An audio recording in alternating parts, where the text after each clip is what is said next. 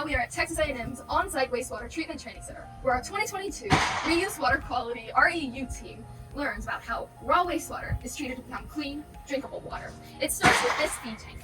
3,000 gallons of raw wastewater are stored in this tank, and any items that aren't supposed to be there, such as baby wipes or pads, are removed. Let's take a look.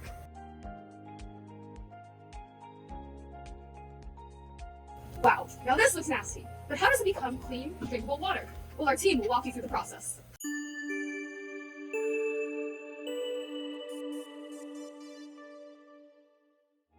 Before we jump into the treatment process, let's understand what reclaimed water is and why it's important.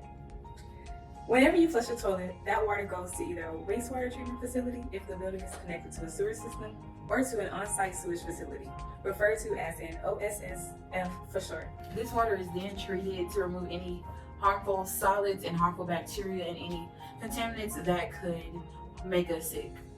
For our research experience, we looked at different OSSF treatment processes to see if they met the reuse water quality standards. So why use reclaimed water? Well, it's a known fact that water is essential for all life, yet there's a limited amount of water on the earth. Around 97% of water is tied up in saltwater systems, meaning it's unavailable to use. We have to preserve our limited water supply, which is why reusing water is essential for today's society. Now let's look at our first treatment train where water flowed from the feed tank holding the raw wastewater to the septic tank. The septic tank allows solids to sink to the bottom of the wastewater and for oils and greases to flow to the top, leaving us with just liquid effluent. Effluent means wastewater that is undergoing the treatment process to become clean water.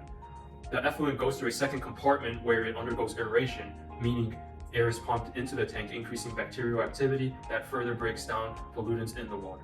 Our second treatment train has wastewater flow from the feed tank to our first anaerobic treatment unit, or ATU for short, which also utilizes air to break down pollutants in the water, reducing the amounts of solids, phosphates, nitrates, ammonia, and other organic pollutants. The effluent then goes through the activated carbon filter for further polishing. This removes organic pollutants and bacteria. It also helps with the color and odor of the substance. As you can see, it meets the standards now for reused water quality. The third, fourth, and fifth treatment trains all start with the same first processes where the raw wastewater flows from the feed tank into the second aerobic treatment unit.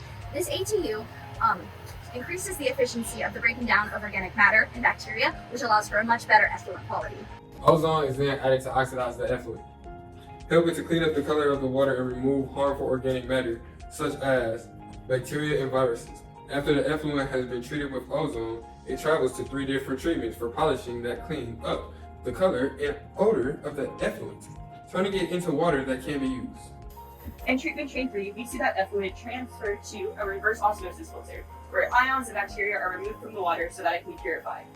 Down here we see this purple pipe, which represents reclaimed water that is non-potable. That means we can use it for our yards and for irrigation, but not for drinking water. Here, treatment train 4 sees the effluent travel to distillation. Distillation ultimately purifies the water. It gets the minerals, particulates, bacteria, metals, and ions out.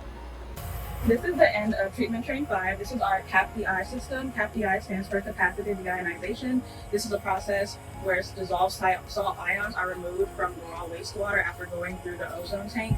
Now that was some clean water. Definitely better than the raw wastewater it started as, but is it safe to use? To test if the water met reuse water quality standards, our team took grab and composite samples and headed over to the lab. In the lab, we ran tests on grab and composite samples. Grab samples are snapshots in time, providing data for that exact moment, while composite samples provide data over a period of time.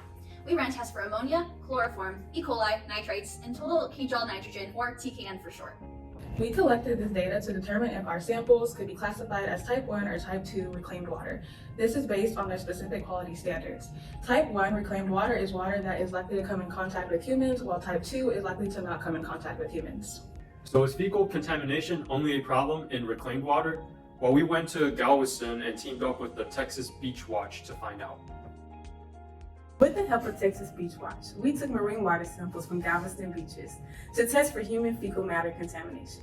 We used DNA extractions through qPCR, or quantitative polymerase chain reactions, to look at specific markers that would indicate if the bacteria seen came from human sources.